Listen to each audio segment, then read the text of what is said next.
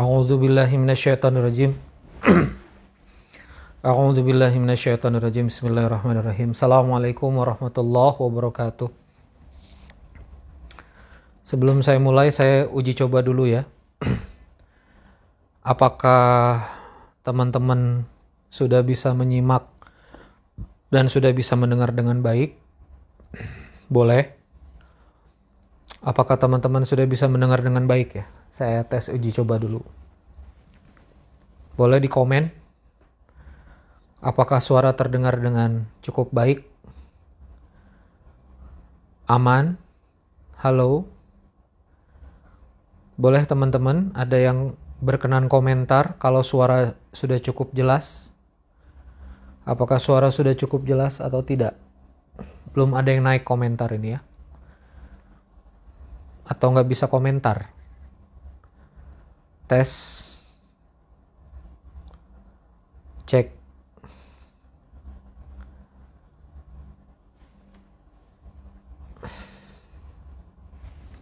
Halo. Apakah suara sudah cukup terdengar baik? Oh nih. Jelas bang. Jelas ya Bob ya? Oke. Baik, saya mulai ya. A'udzubillahi minasyaitonirrajim. Bismillahirrahmanirrahim. Assalamualaikum warahmatullahi wabarakatuh. Alhamdulillah rabbil alamin. Allahumma shalli ala sayyidina Muhammad wa ala ali sayyidina Muhammad. Rabbi shrah li sadri wa yassir li amri wahlul 'uqdatam min lisani yafqahu qawli.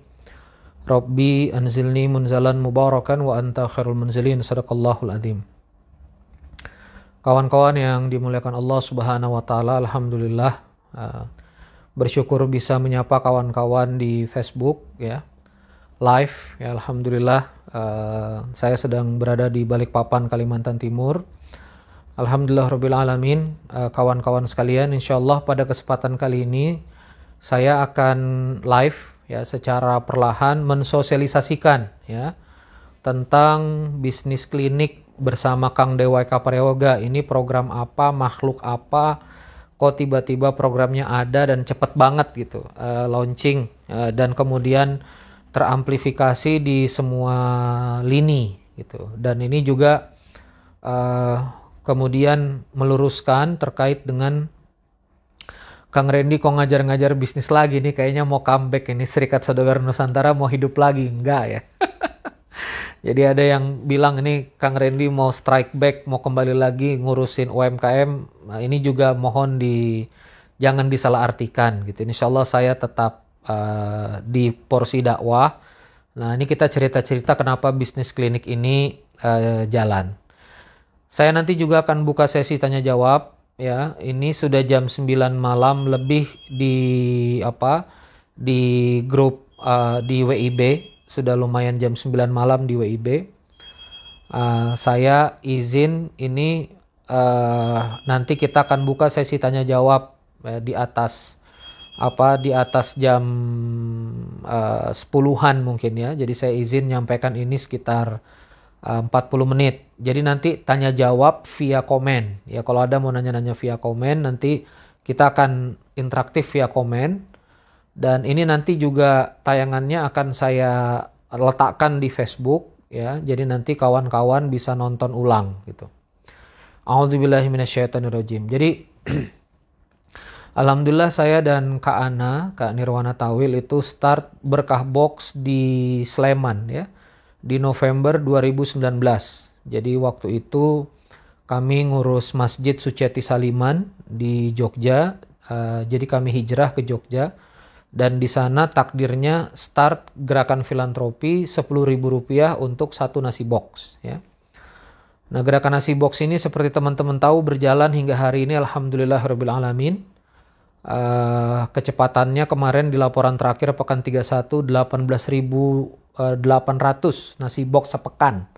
Jadi satu pekan sudah 18.800, distribusi Ahad sampai Sabtu 7 hari dan terpusat distribusinya padat di Senin sampai Kamis ya. Jumat, Sabtu, Ahad sudah mulai slow karena kita distribusinya fokus memang di Senin sampai Kamis.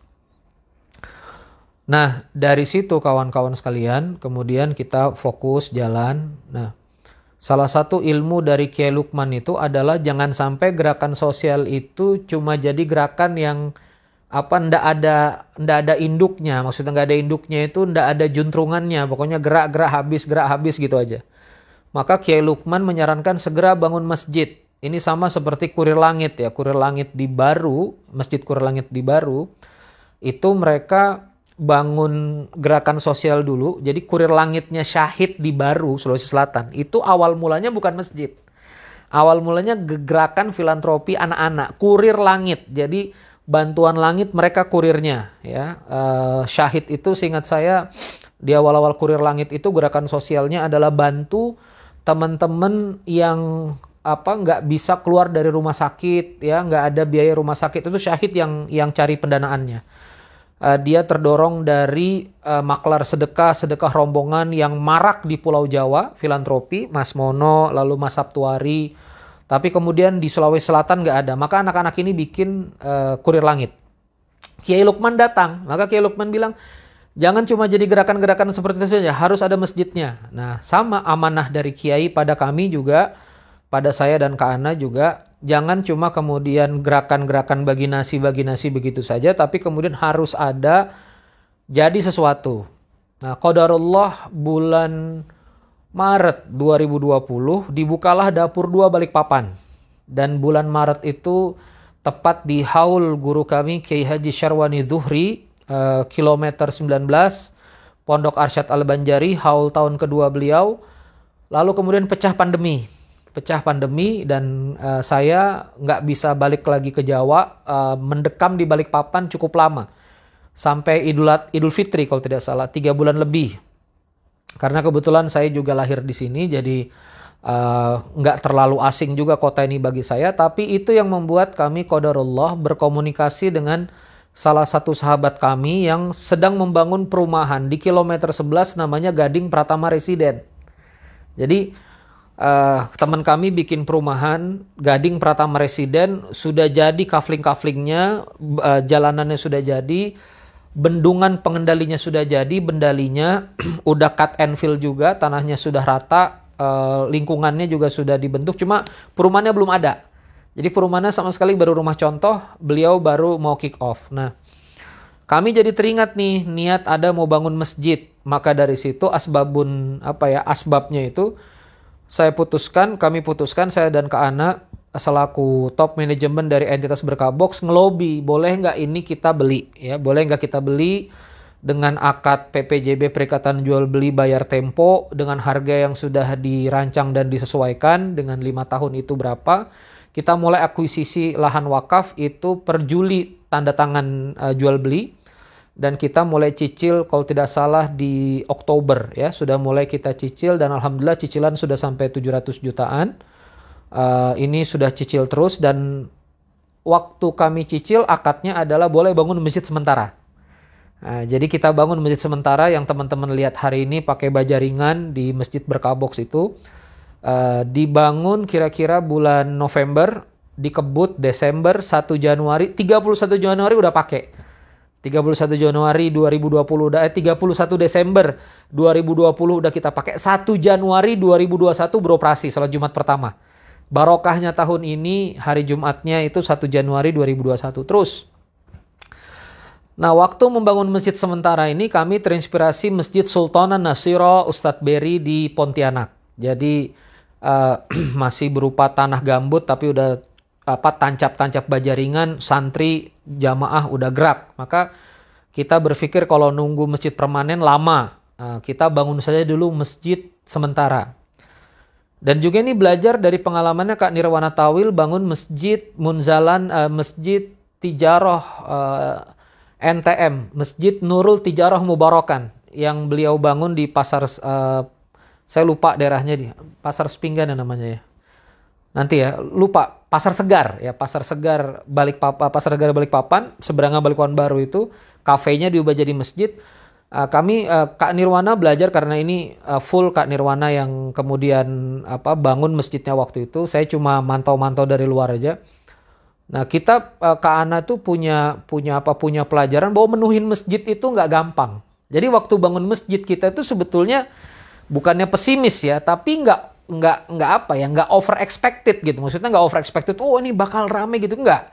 Apalagi kilometer 11 ini masih perumahan baru. Terus ada sih warga, tapi warga itu di luar komplek gitu. Terus posisi kami itu di tepi hutan karet, akses jalan terakhir, jalannya belum beraspal. Jadi rada dramatis lah di kilometer 11 ini ya. Jadi kalau Anda di Balikpapan menuju Samarinda kilometer 11, SD masuk Jalan Batu Ratna. Itu masuk 10-15 menit, 10-12 menit baru nyampe ujung dari akses jalan terakhir.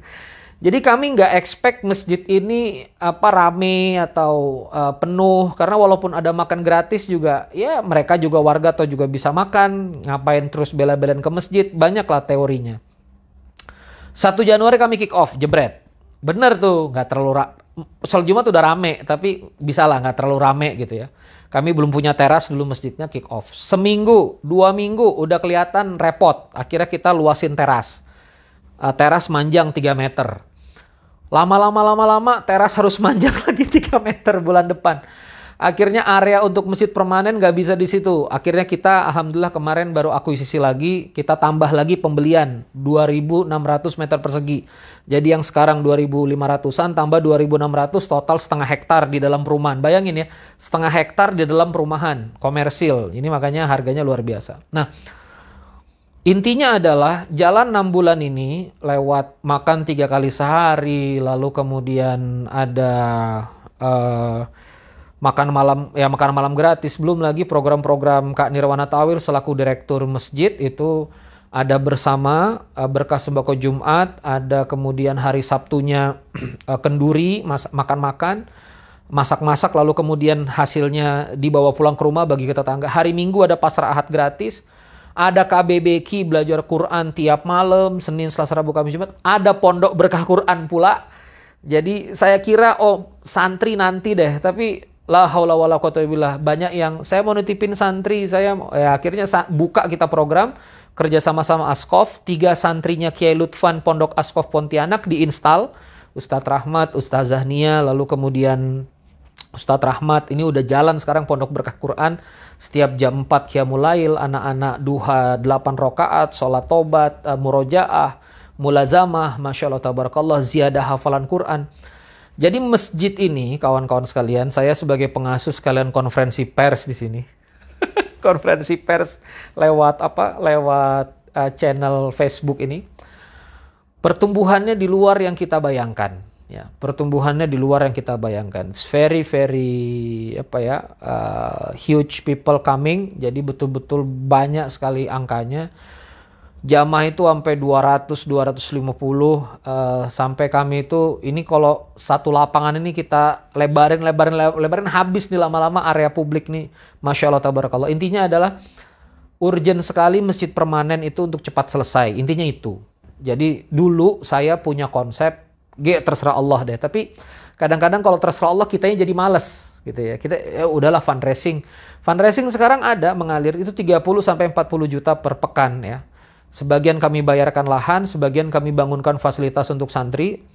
Tapi kemudian nanti di masjid permanen ini, insya Allah Juli kita akan posting RAB-nya lengkap bersama desainnya. Karena kami juga hati-hati nggak mau posting gambar tapi sebetulnya masjidnya juga nggak jadi begitu. Makanya kami betul-betul brief teman-teman kontraktor dan juga yang gambar supaya nyambung. Bener nggak kamu bisa bikin yang gambarnya itu gitu. Jangan sampai nanti udah kita posting bagus-bagus ternyata gambarnya nggak begitu. Nah ini masjid nanti permanen itu kira-kira di lahan 2.600-an ini sama dapur. Jadi sama dapur. Saya gambaran sederhana aja. Masjidnya kapasitas 1.000 ya. Di area mihrabnya nanti ada kantor, di atasnya nanti ada kamar facility untuk para asatidz. Lalu kemudian di timurnya berkebalikan dengan arah kiblat akan dibangun auditorium, kamar mandi, lalu kemudian penginapan untuk para tamu, guest house ada sekitar beberapa unit. Lalu kemudian di blok satunya dapur atasnya asrama untuk para santri khidmat. Jadi ini cukup kompleks, RAB-nya kemungkinan di 7 miliar. Bangunan saja itu 7 miliar sampai bisa tembus sampai 8 miliar. Nah, Maka ketika kita sudah ingin ngejar ini, ada logika sederhana ya. Logika sederhana itu begini. Setidaknya untuk bangunan itu 30% dari RAB ada di depan. Untuk pondasi sampai topping off. Jadi pondasi sampai rangka naik dia topping off. Setidaknya itu 30% sampai 40% RAB ada di depan supaya kemudian project nggak mangkrak. Karena bangun bangunan masjid ini kalau dia dananya ngalir pelan-pelan dia jadi mahal. Ya, pelan-pelan pasang-pasang terus kena hujan, kena ini segala macam, terus tukang harus dibayar, terus dia jadi makin panjang ini nanti jadi boros gitu. Nah, makanya target kami Juli ini pasca Idul Adha atau sekitaran Idul Adha ini kita mau groundbreaking, kita butuh kemudian pendanaan yang cukup signifikan besar. Nah, gitu kurang lebih ya. Maka saya ngobrol sama Kang Dewa. Karena Kang Dewa itu kemarin berhasil fundraising Palestina. Kang Dewa kan fundraising Palestina sekian M. Jadi saya ajak ngomong itu sebetulnya endingnya gimana jadi fundraiser gitu lah kurang lebih ya. Tapi emang dasar Dewa nih otaknya memang lebih tajam daripada itu. Nah, saya ngomong sama Dewa nih, Wak kayaknya nih Berkabox nih 1,5 sampai 2 M nih kita butuh di awal untuk kemudian gerak gitu. Sambil kemudian wakaf yang pelan-pelan masuk 30 juta sepekan, 40 juta sepekan. Tapi kemudian kita butuh awal nih untuk kemudian bam gitu. Besar gitu untuk kemudian topping off ini. Nah Dewa langsung kemudian bukannya ente bisa bisnis konseling, nah saya gitu tuh, bukannya ente bisa bisnis konseling, bukannya ente bisa berbagi gitu, bukannya kita punya grup. Jadi saya sama Dewa itu karena pernah dalam satu circle bikin platform bareng-bareng itu kita punya grup WA. Yang di grup WA itu kita kalau ada pertanyaan, karena saya punya platform Melek Finansial dan juga platform SBDKK ya gitu-gitu. Nah itu kita punya grup bareng di WA. Nah Dewa juga di situ. Nah itu kita di situ saya suka nge-coaching orang di situ. Dewa ada. Nah ini grupnya nggak dibuka, grupnya nggak dibuka luas. Tapi kemudian Dewa ada. Nah Dewa bilang kenapa nggak itu aja ente jual? Bingung saya. Aneh juga ikut ngajar deh kata dia. Bingung saya gimana maksudnya. Akhirnya muncullah konsep bisnis klinik 1 tahun tapi akadnya wakaf. Nah akadnya sebetulnya sistemnya adalah saya cerita dulu programnya. Jadi programnya bisnis klinik itu Anda dimasukkan dalam satu grup ya. 250 orang di grup itu. Anda boleh japri kami sebagai konselor. Anda boleh japri kami. Nah pertanyaan itu diantrikan. Nanti dalam antrian pertanyaan itu kami jawab 5 kasus sampai 10 kasus per hari. Jadi 5 case, 10 case, 5 case, 7 case, 6 case setiap hari. Senin sampai Kamis. Jadi nanyanya japri, tapi pertanyaannya kita ramu secara umum. Nggak nyebut nama, nggak nyebut merek. Tapi kemudian kita sebut secara umum, Anda bisa belajar dari pertanyaan itu. Anda bisa belajar dari jawaban itu. Begitu aja. As simple as that gitu loh. Paling nanti program-program tambahannya kalau misalnya saya landing di Semarang. Teman-teman, gue lagi di Semarang nih. Siapa yang mau ngobrol-ngobrol, aku lagi makan siang di Lumpia Semarang. Misalnya nanti ngumpul, kita gather dan seterusnya. Apalagi pandemi kan nggak bisa ngumpul offline ya. Itu aja programnya. Nah program itu akhirnya kata Dewa, udah deh kita akad upah aja sama teman-teman. Kita buka program konseling klinik ini, bisnis klinik ini, kita selling 12 juta rupiah. Tapi 100% wakaf. Jadi makanya transfernya langsung ke Yayasan Wakaf ya. Yayasan Berkah Bangun Umat nanti dibagi 2. Ada sebagian ke Masjid Berkah Box, ada sebagian ke pondoknya Kang Dewa Eka Prayoga. Masjidnya Kang Dewa udah mau mulai jadi tinggal finishing, tapi area pondoknya lagi pembangunan terus. Jadi kami berbagi di sini karena kami yang ngajar juga di grup itu. Nah, jadi konsepnya begitu. Jadi ini bukan mata pencarian pribadi, ini lagi nyari untuk wakaf ya. Maka karena ini platform Dewa yang punya, artinya saya komentor, Dewa yang kemudian memanage ini, maka besok dikasih diskon tuh sama Dewa. Kan 12 juta, 6 juta, 6 juta. 6 juta Berkah Box, 6 juta Abdurrahman bin Auf. Kata Dewa, sampai yang daftar hari Senin 9,5 juta. Kane 3,5 aja. Jadi makanya harganya 9,5. Ya 6 juta ke Berkah Box, ya 3,5 jutanya ke Abdurrahman bin Auf. Itu maksimal besok ya untuk yang diskon 9,5 juta wakaf. Jadi saya live begini untuk lebih pada segmen yang kalau uangnya ada mending ikutan. Kalau ada. Kalau misalnya nggak ada nggak usah dipaksain. Masih banyak platform pembelajaran yang lain.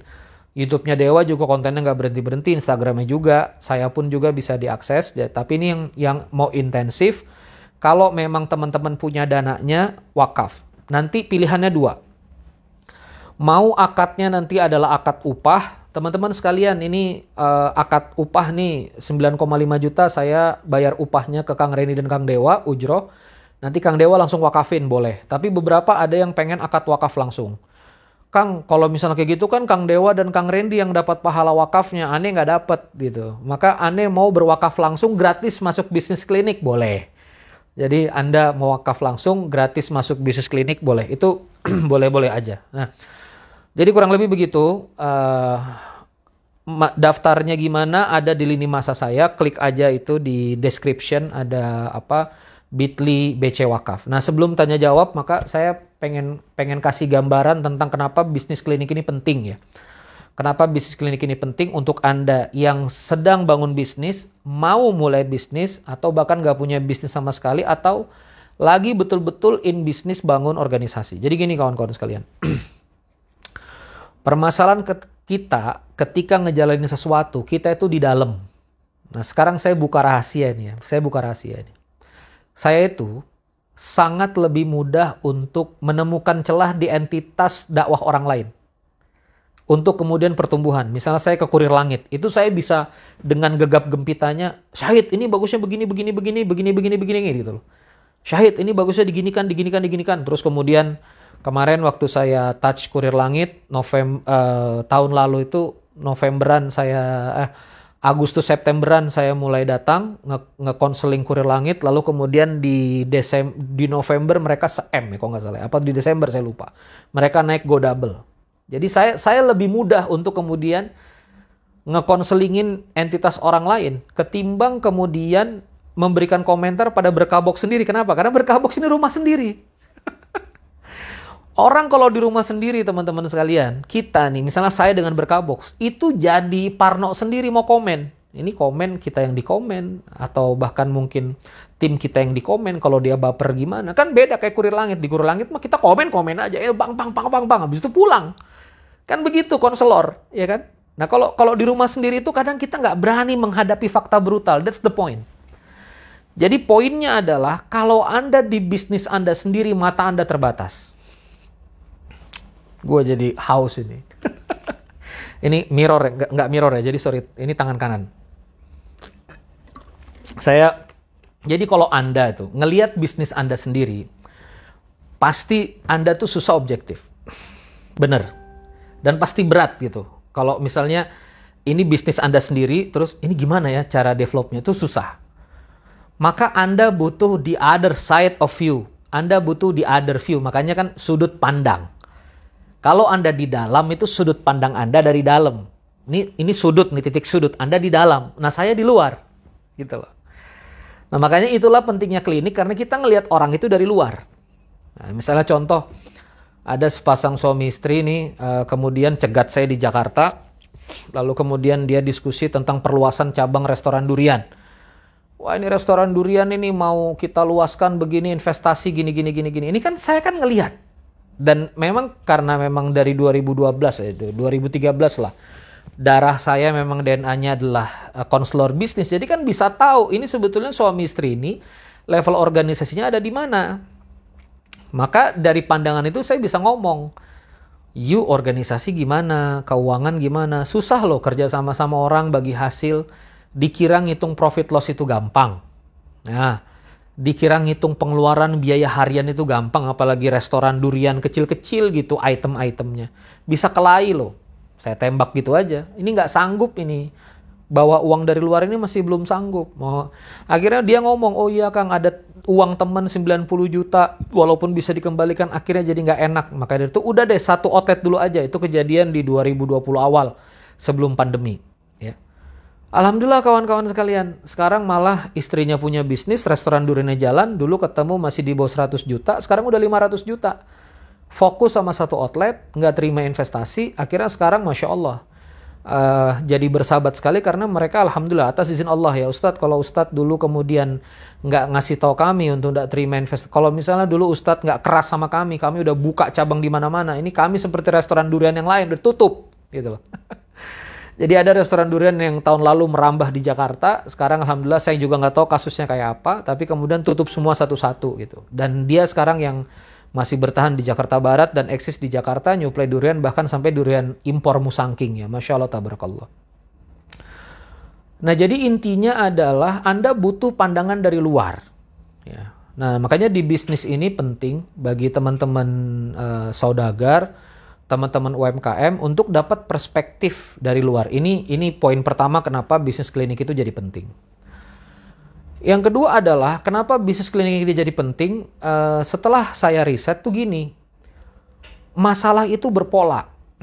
Jadi walaupun nanti satu grup 250, yang lain nanyanya kayaknya macem-macem, tapi kemudian masalah itu berpola. Maka nanti ada masanya semua grup itu nggak ada yang curhat, nunggu curhatan orang. Gue nunggu nih yang lain curhat biar gue bisa belajar studi bisnis, studi kasus bisnis gitu. Gue nggak mau curhat, pokoknya biar dari jawaban dia aja tuh, karena kasus bisnis itu berulang, insight itu berulang gitu loh. Nah makanya penting bagi Anda kemudian untuk belajar berbagai macam hal karena berulang gitu. Nggak perlu kita hadapin sendiri. Kayak misalnya pajak, semua tuh pasti ngadepin. Ya nggak ada yang nggak bisa menghindar. Anda pasti wajib lapor gitu loh. Nah makanya belajar dulu sama yang gede, sama yang tiba-tiba kena fatwa kurang pajak tuh kenapa? Salahnya di mana? Nggak disiplinnya di mana? Keuangannya gimana? Kita jadi belajar. Fraud, kejadian fraud, pembelian yang fiktif. Ya itu kan karena purchasing Anda nggak disiplin, ya.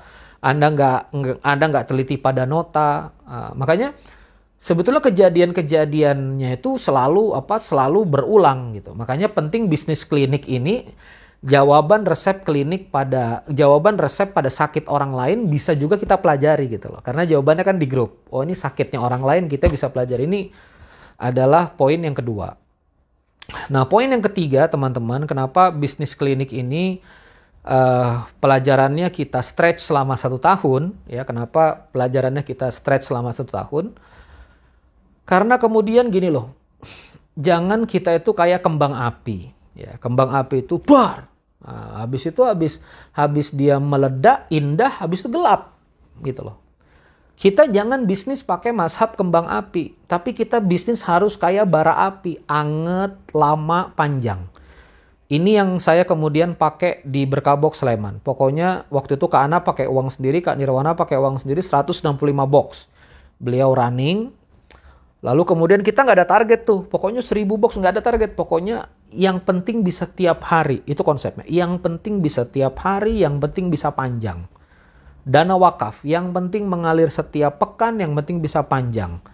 Ya, program di Masjid Berkah Box, yang penting bisa jalan, yang penting bisa panjang, terus dan terus, yang penting dia bisa panjang. Itu konsep. Nah maka dari itu, saya sekarang di edukasi bisnis ini nggak mau lagi konsepnya beda ya. Kalau misalnya Kang Dewa kan 2-3 hari, Kang Dewa pelatihan itu pada topik tertentu. Nah ini kan topik pendampingan. Kita pengen ngedampingin panjang. Nah makanya panjangnya setahun. Nanti kalau udah setahun kita mikir lagi apakah programnya tinggal di extend ataukah nanti seperti apa. Pokoknya kita pengen temenin setahun.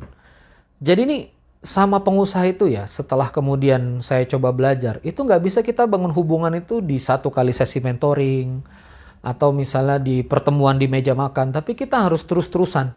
Ya kita perlu membangun hubungan yang mendalam ya supaya kemudian kita bisa kenal dan kemudian kita bisa bantu ini sebetulnya arahnya kemana gitu loh. Dan itu dia ya kenapa kemudian jadi 1 tahun ini supaya kemudian hubungannya nggak hubungan permukaan tapi hubungan itu hubungan yang mendalam gitu, betul-betul deep, ngerti sebetulnya bisnisnya ini nanti seperti apa. Nah saya rasa itu kawan-kawan sekalian, belum lagi nanti di bisnis klinik selain sama saya ada Kang Dewa yang udah nyata-nyata proven berhasil. Kalau saya itu komentor lah ya, komentor itu mentor asisten, tapi di sana ada Kang Dewa. Beliau yang insya Allah juga Masya Allah tabarakallah. Kemarin Ramadan sodakoh 3M ya.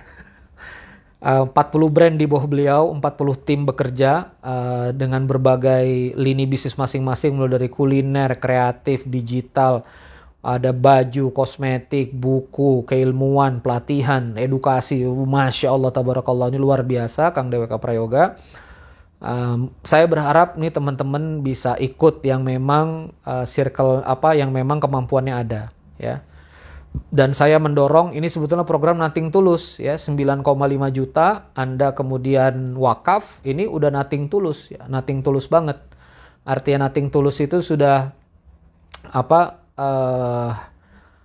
kalaupun jadi misalnya gini, 1 tahun bagus nggak ya? Ya udah wakaf. Ini kan nggak ngebayarin pada kitanya kalau mau akad wakaf kan, toh juga wakaf gitu loh. Artinya udah Nothing Tulus lah. Pokoknya dananya jadi masjid, jadi kebaikan, baru kemudian masuk program. Ya kalau di programnya ada benefit ya Masya Allah gitu ya. Maka kawan-kawan sekalian itu yang saya dorong ya. Sekaligus ini juga menjawab, saya masih tetap di dakwah, nggak jadi jualan pelatihan. Kalau misalnya ada yang bilang, wah Kang Randy ini jualan, nanti dilihat sendiri transfernya ke siapa. Ya, jadi mohon maaf di Yayasan Berkah Bangun Umat saya nggak bisa mengeluarkan uang, nggak bisa masukin uang. Semuanya terkontrol oleh pengurus yang ada. Ya, dan juga yang namanya Yayasan Berkah Bangun Umat itu nanti pasti diaudit akuntan publik. Belajar dari Ustadz Adi Hidayat, semua nanti transferan nanti dibuka sama akuntan publik, dilihat transfernya ke siapa. Oh ini transfer pembelian bahan, oh ini transfer pembayaran tanah payment, oh ini transfer, semuanya kelihatan. Jadi memang kami nggak bisa main-main untuk dana umat ini. Sekarang udah rapi, nggak ada yang masuk ke rekening pribadi.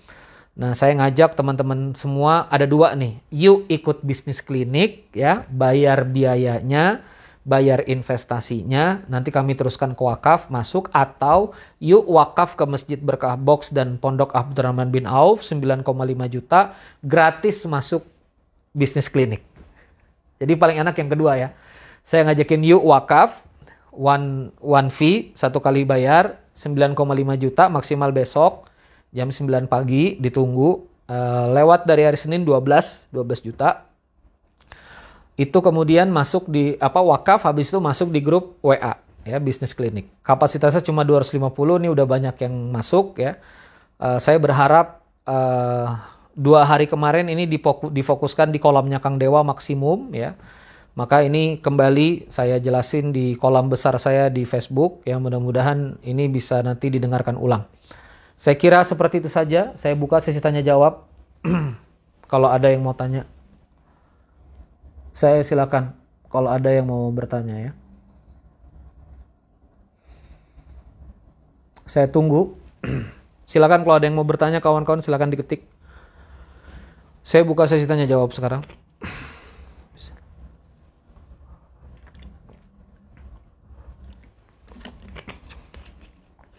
Saya buka sesi tanya jawab, boleh? Ada Bravo Mahendra. Allahumma shalli ala sayyidina Muhammad. Bravo. Lagi COVID, bravo. Semoga barokah. Ada Kang Dewa juga nonton. Ada Kang Aufa Arham. Kang Aufa, ayo join Kang Aufa. Ada Cak Tibi Batam, Masya Allah. Ada Bagas. Bagas, kiriman snack Bagas. Pisang Dewa. Ada Bang EN juga nonton, Masya Allah. Ya. Silakan kalau ada pertanyaan. Saya tunggu diketik. Masya Allah tabarakallah. Ada Syekh Abdurrani ya. Masya Allah tabarakallah. Bang Rafiq Bahtiar, Bang Erizon. Oh Kiai Sandi nonton. Kiai Sandi nonton, Bang Nur Sukabumi. Bang Nur gabung Bang Nur untuk panah nih, bisnis klinik bagus nih. Ada Bang Hilal, Balikpapan. Masya Allah. Ada pertanyaan? Atau saya terlambat ini komen ini? Bang Edes Balikpapan, Miss Daryanti. Ada pertanyaan nggak? Sepi banget ya. Biasa kalau ada pertanyaan tuh taktuk nih.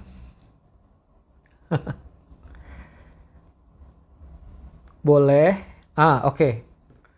Next programnya mungkin bisa dibuat 6 bulan biar biayanya lebih ringan. Ya, ini dicobakan 1 tahun Umi. Jadi kita coba maksimalkan.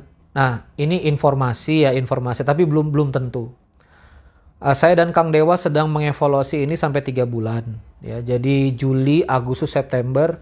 Kalau ternyata kami evaluasi dalam 3 bulan ini layanannya bagus, maksudnya delivery value-nya sesuai harapan, kan bisa diukur ya. tingkat keberterimaan orang tinggi kami buka lagi Oktober. Ini karena platform Mama Dewa nggak tahu nanti harganya berapa. Anda bisa bayangkan 2 hari sama Kang Dewa itu pelatihannya 7 juta, ada yang 12 juta 2 hari sama beliau, ini setahun. Beliau cuma wakaf dan 9,5 juta. Saya prediksi sekitaran di 25 jutaan ya di Oktober. Kemungkinan di 25 jutaan lah ya. Atau di 30 jutaan mungkin di Oktober. Karena produk Kang Dewa sekarang saja yang pendampingan tuh 26 juta satu klien sepertemuan. Ya, apalagi nanti kalau jangka panjang. Kayaknya Oktober ada ya. Tapi kemungkinan apa di 24, apa di 26 itu prediksi saya. Nanti apakah Oktober wakaf lagi? Nampaknya iya, karena kalau udah pertamanya wakaf tiba-tiba komersil jadi nggak lucu gitu ya. Ya sebetulnya ngiler juga ya. Ya, untuk berkabox nih 6 juta kali 250 seat 1,5 miliar. Tapi udahlah, udah ngomong juga sama teman-teman di manajemen wakaf berkabox, sudah ada 1,5 M wakaf aja. Kan kalau wakaf Allah ganti 15 miliar dan lebih kan. Kayaknya sih tetap wakaf ya. Berikutnya Mas Dr. Maulana Aziz. Rekaman workshop extreme funneling dan workshop online workshop domination 2 hari ini bonus kalau transfer gini. Yang transfer sampai jam 9 pagi besok itu dapat pelatihan langsung online bersama Kang Dewa tapi bukan rekaman 2 hari ya. Kalau yang rekaman workshop extreme funneling hanya yang transfer kemarin. Ya, jadi bonus workshop domination, jadi kan Kang Dewa itu kan YouTube-nya 400.000, Instagram-nya 700.000, Facebook-nya 100.000, 200 ribuan ya. Itu dia udah tahu tuh apa celah-celahnya di dalam, dia udah tahu. Aneh aja nggak bisa ngejar tuh lagi ilmunya tuh. Makanya saya cuma di Facebook aja nih bisa optimasi. Nah beliau ngasih pelatihan 1 hari 3 jam gratis bagi yang daftar bisnis klinik. Pelatihan 2 hari ini juga dijual di luar, workshop domination ya, dijual di luar 7 juta gitu dia jual gitu ya nanti di luar untuk siapa yang mau ikut workshop domination 2 hari. Tapi untuk yang ikut bisnis klinik gratis. Itu nanti kalau nggak salah kosongnya di pekan ini Rabu sama Kamis. 30 Juni sama 1 Juli kalau nggak salah ya. Begitu ya dok ya. Dokter sudah ada di customer service dokter, datanya tinggal ditunggu transferannya dokter. Oke. Ibu Maryam sudah saya jawab tadi. Oke. Siapa lagi ini nanya? Udah, kayaknya nggak ada yang nanya lagi ya. Baik, itu saja kawan-kawan sekalian. Oke. Kata Kang Dewa sampai jam 9 pagi sama rekaman extreme funneling di Telegram. Oh ya, kalau Kang Dewa ngasih lagi ya silahkan. Kalau Kang Dewa ngasih lagi silahkan. Itu produk digital intelektualnya Kang Dewa kan. Silakan saja insyaallah. Ada lagi yang lain? Allahumma sholli ala sayyidina Muhammad wa ala ali sayyidina. Kalau nggak ada, kawan-kawan sekalian gini. Saya ingin tutup dengan tausiah 4 pilar ya. Saya ingin tutup dengan tausiah 5 pilar. Jadi di dalam hadis Rasulullah yang cukup panjang itu Rasulullah bercerita tentang ekosistem peradaban itu sebetulnya seperti apa. Nah, kita ini kan sekarang ingin negeri kita ini baik ya. Sekarang ini jadi rada repot. Kenapa kemudian stressing pajak sangat tinggi? Karena negara butuh pemasukan juga cukup besar. Kenapa juga pemasukan ini ditarik dari pajak? Karena ada sedikit kegagalan dalam memanfaatkan sumber daya alam. Ini panjang. Saya bukan timnya Jokowi, tapi kalau saya boleh ngomong nggak salah Jokowi 100% juga. Karena ini sudah akad konsesi sumber daya alam ini udah dari presiden-presiden sebelumnya, mulai dari batu bara, nikel, gas dan seterusnya. Nah, maka dalam memperbaiki masyarakat ini Rasulullah Shallallahu Alaihi Wasallam itu mengajarkan ada 5 pilar, ya. Dan ini nanti yang kemudian harus saya sampaikan bahwa 5 pilar ini, ya, ada peran saudagar nanti di sini gitu.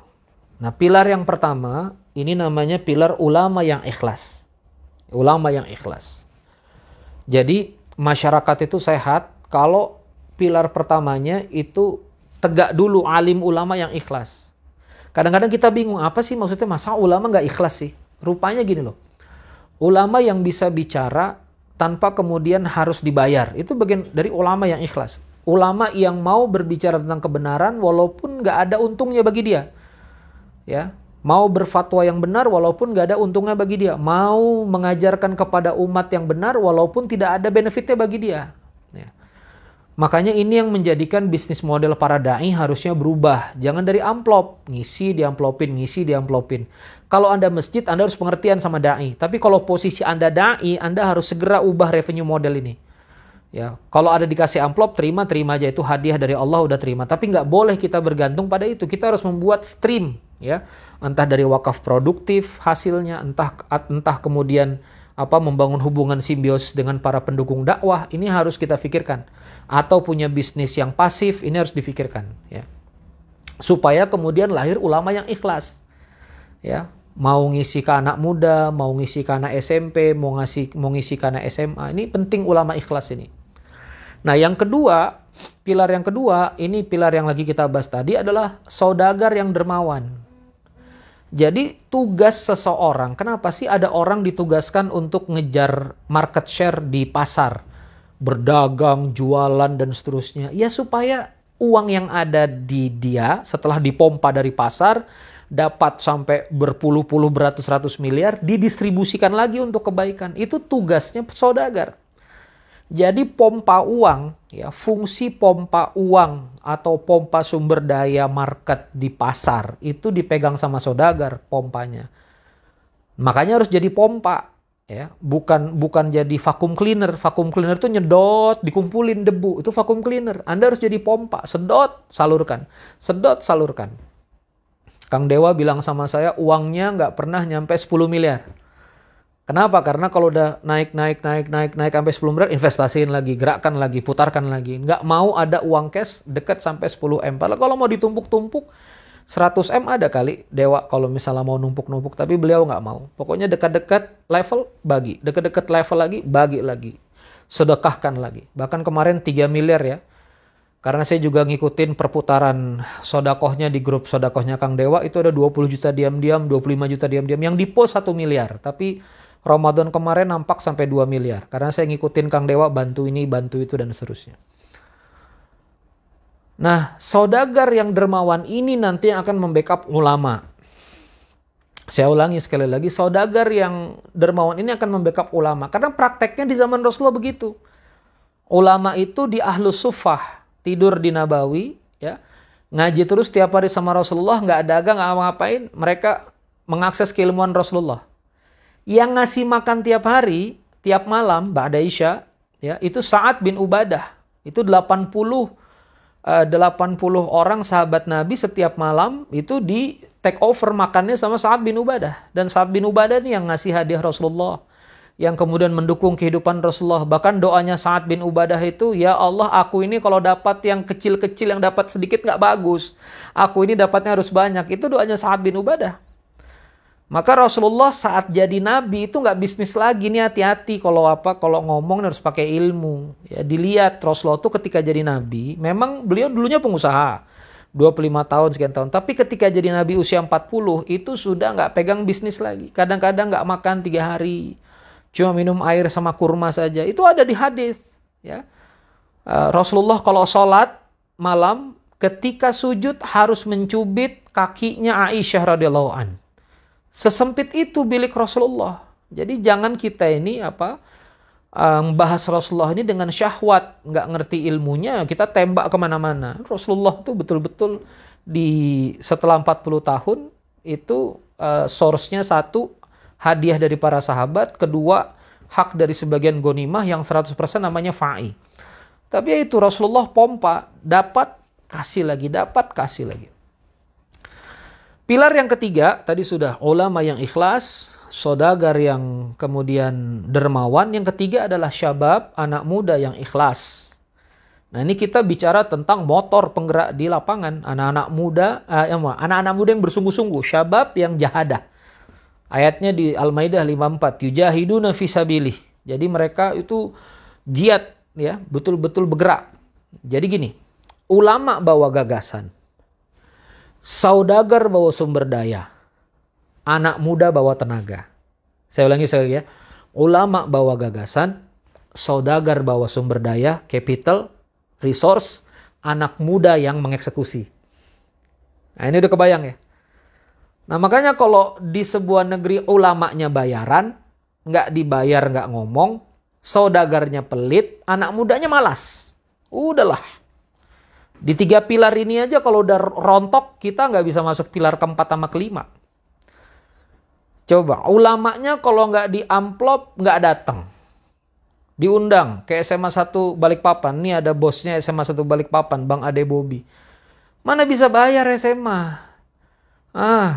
Budget sekolah juga sulit keluar, uang kas juga sulit keluar. Ya nggak bisa lah disediakan amplop gede-gede kalau Anda ceramah di SMA.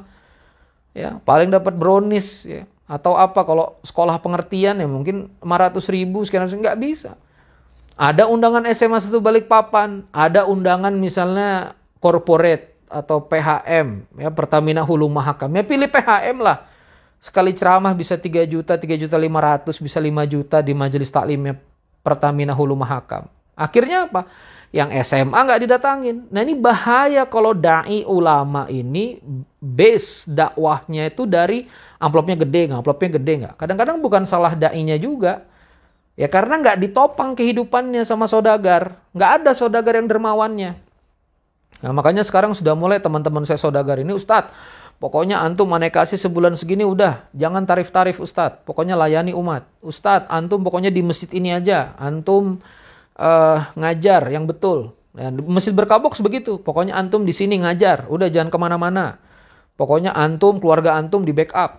Nah ini membentuk ulama yang ikhlas itu perlu ada saudagar yang dermawan. Nah, makanya bisnis klinik ini harapannya mendidik itu juga. 250 masuk grup WA syaratin wakaf. Kalau disyaratin wakaf 9,5 juta aja ngomongnya panjang nih, ada nih di CS nih. Kok mahal banget? Kok ini kenapa harus syarat wakaf? Ya sebetulnya uangnya ada, diajak wakaf aja ribut. Ya gimana mau kita kejar ke dermawan? Ya udah belajar dulu deh di luar. Mudah-mudahan nanti kalau udah rada insaf dermawan ya baru masuk gitu loh. Makanya saya sama Kang Dewa pengen efektif juga. Ayo kita didik yang minimal kedermawanannya udah ada nih, calon-calon kedermawanannya. Karena kita harapkan ke depan itu dia wakaf saham, wakaf royalti, wakaf macam-macam gitu loh. Untuk umat, bukan untuk kita berdua. Ya, ini udah transfer ke yayasan. Nah kembali lagi nih ke bahasan ya. Ulama yang ikhlas, saudagar. Nah kalau ulamanya udah ikhlas maka gagasannya jernih. Kiai Lukman tuh ikhlas itu. Gagasannya jernih. Jadi infak beras. Ustadz Adi Hidayat, Ustadz Abdul Somad. Ulama-ulama ikhlas. Ngomongnya jernih. Begitu ngomongnya jernih, saudagarnya ada. Nah lalu kemudian anak mudanya, syababnya ini bisa ngeksekusi. Kayaknya ada Bang EN nonton nih. Logonya muncul. Kenapa Ismu Yahya bisa cepat nih masjid nih? Karena anak mudanya ngeksekusi. Kenapa infak beras bisa cepat? Karena ada paskasnya, pasukan amal solehnya ngeksekusi cepat. Kenapa masjid berkah box itu cepat? Deg-deg-deg. Karena ada 50 takmir. Ya. Bahkan 50 takmir dibayar dedicated. Ujroh ihsan tiap bulan. Pasukannya sampai 50. Makanya begitu ngeksekusi A, B, C, D, cepat. Nah ini dia ulama ikhlas, saudagar, resource, lalu kemudian apa? Anak muda yang bisa ngeksekusi. Ulama yang ikhlas insya Allah banyak. Anak muda yang siap berkorban insya Allah banyak. Kita lihat Ibra Surabaya, Masjid Pemuda. Itu anak muda ikhlas ngurus masjid dalam gang. Ya la haula wala quwata illa billah. Udah gak mikirin apa-apa. Ibra tuh ngerjain masjid itu doang. Artinya anak muda yang ikhlas banyak. Antum ke Masjid Syahid Kurir Langit itu. Masjidnya Kurir Langit Syahid di Baru, Sulawesi Selatan. Ada 6-8 masjid sekarang. Anak muda ikhlas.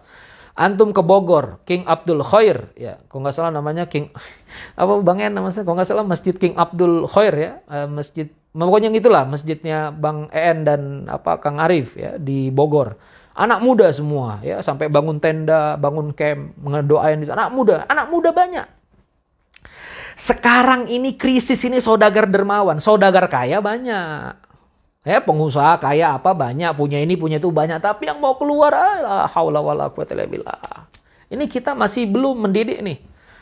Ya, makanya ini takdir Allah Subhanahu wa taala saya balik ke teman-teman saudagar, saya balik ke teman-teman pengusaha ini untuk sampaikan syiar. Ya. Ayo, kalau misalnya antum mau dapat keberkahan ekosistem Rasulullah, saudagar yang diberkahi, ikutin dong saudagarnya. Ikutin dong cara saudagar zaman Rasulullah itu hidup. Ini kayaknya mau seperti Abdurrahman bin Auf. Banyak uangnya mau seperti Zubair bin Awam. Sukses bisnisnya mau seperti Tolha bin Ubaidillah. Tapi sodakohnya nggak mau seperti mereka. Gimana? Nggak cocok kita ini. Ya, mereka sodakohnya, infaknya itu luar biasa. Kalau di orde itu satu kali ke Baitul Mal datang 4 miliar, sekian miliar. Ya, mereka tuh ordenya ratusan ribu dirham. Sodakohnya dalam sekali transaksi gitu. Nggak kayak kita 10 ribu. Ya, 50 ribu, itu aja udah bagus tiap Jumat ya. Ya, 100 ribu, kena beban antar transfer, komplainnya Masya Allah. Kenapa banknya ganti gini-gini 6.500, panjang ceritanya deh. Bab 6.500 doangan. Nah itu Masya Allah, repot kita nih. Ya, jadi kita umat ini masih panjang lagi. Kenapa? Yang pegang resource nih saudagarnya ini kurang. Ya, kurang, jujur aja masih kurang banyak. Ya, kaya banyak iya. Ya, terbukti. Mobil di garasi 6, 7 sampai berdebu-berdebu. Masjid kekurangan armada. Pondok-pondok kekurangan armada. Ini memang kedermawanan belum ya kalau ada alhamdulillah tapi belum panjang. Nah saya masuk ya. Ulama bawa gagasan, bawa ide. Lalu kemudian saudagarnya bawa sumber daya. Anak mudanya bawa eksekusi. Yang keempat baru orang lemahnya terurusi. Infak beras, ulamanya Kiai Lukman, saudagarnya para donatur, eksekutornya Paskas. Ini ada ulamanya, ada Bang EN, ada Bang Nur Hasan, ya. Bang EN juga bisnisnya luar biasa sebagai saudagar, Masya Allah tabarakallah. Nah ini kemudian mengurusi infak beras, mengurusi infak protein, ya, ada mengurusi berbagai macam program-program dakwah. Orang lemahnya terurus. Begitu orang lemah terurus, muncul pilar yang keempat, doaul mustad'afin. Doaul mustad'afin, doa orang yang lemah. Yang 4 pilar. Ulama ikhlas sudah tegak, ulama ikhlas. Saudagar udah ya tegak, anak muda tegak, doaul mustad'afin. Orang lemah ya Allah, terima kasih ya Allah, selamatkanlah dia yang ngasih aku beras. Ya Allah, berkahilah dia yang kasih aku sembako. Ini doa orang lemah ini jalan pertolongan Allah. Mintalah kamu pertolongan, hadis Rasulullah SAW, mintalah kamu pertolongan, abgi nasrullah, lewat doaul mustad'afin, lewat doa orang yang lemah. 4 pilar. Kalau 4 pilar ini sudah tegak, doa orang yang lemah itu mendorong keberkahan dari langit, dari bumi. Maka lahirlah pilar yang kelima, yang terakhir, yaitu pemimpin yang adil. Gimana mau ngarapin pemimpin adil? Ulamanya harus dibayar. Udah kayak ngamen, kalau nggak dibayar nggak bunyi. Saudagarnya pelit, kemedit. Kalau orang Banjar bilang digenggam kada tiris. Ya, mobil banyak berdebu nggak dikasih-kasih orang. Kerjaannya ngumpulin tas, ngumpulin sepatu. Kerjaannya numpuk-numpuk emas batang di deposit box. Mana? Kerjaannya numpuk-numpuk surat deposito, numpuk tanah. Mana? Gimana? Coba. Kita ini mau maju. Tanah cuma dikoleksi-koleksi, nggak bergerak jadi wakaf, nggak bergerak jadi manfaat. Sementara orang sekolah rebutan. Anak mudanya malas akhirnya. Karena nggak ada resource, nggak ada sumber daya. Anak muda nggak terperhatikan. Anak muda yang nggak terperhatikan, apalagi fakir miskin, anak yatim. Menjerit anak-anak yatim nggak bisa makan. Menjerit fakir miskin nggak bisa makan. Saya merinding nih ya Pak. Kak Nirwana nih. Kak Nirwana di Masjid Berkabox tuh. Direktur tuh masjid, Masya Allah hatinya ya. Setiap ibu-ibu ditinggal sama suaminya, disuruh dari kontrakan, pasti dihidupi di masjid gitu. Kalau nggak ada tempat tinggal, disuruh tinggal di masjid. Dan ini udah mulai dikenal Kak Ana punya sifat kayak gitu. Makanya kemarin datanglah ibu-ibu dengan anaknya bawa buntelan. Mau ditolak sama Kak Ana nggak bisa. Akhirnya kami carikan skat kamar skatan itu, tidurlah di situ. Nempel sama kamar kami ya, nempel sama kamar pengasuh. Nangis tuh anaknya, mama mau pulang karena kontrakannya di kampung baru udah nggak jelas gitu loh. Suaminya pergi, nggak ada yang lanjutin, diusir orang, pindah ke pamannya juga susah. Akhirnya sekarang tinggal di masjid. Begitu loh kaum muslimin. Umatnya Nabiullah Muhammad SAW. Tidur aja nggak punya tempat. Sementara pengusaha-pengusaha rumahnya 5, rumahnya 6, kosong atas nama investasi. Kenapa rumah ini kosong? Investasi. Boya dijadikan rumah tahfidz, ngafal Quran. Boya dijadikan tempat kebaikan. Saya sampai sama Kak Ana ngomong, kita buat apartemen aja lah, kita buat rusunami. Pokoknya siapa yang mau tinggal di situ 6 bulan sekian tahun, nanti baru di-replace lagi ke tempat yang baru gitu. Orang tuh Pak mau cari tempat berteduh aja hari ini la haula wala quwwata illa billah, susah. Nah sekarang kalau orang lemah ini nggak berdoa, antum mau harapkan pemimpin yang adil, mimpi Pak. Wajar aja pajak antum ditarik-tarik gitu. Saya UMKM nangis-nangis, ya kurang bayar pajak. Saya lihat salesnya sekian M, saya lihat amaliyatnya nggak ada. Untungnya bisa 30%, kan berarti ratusan juta.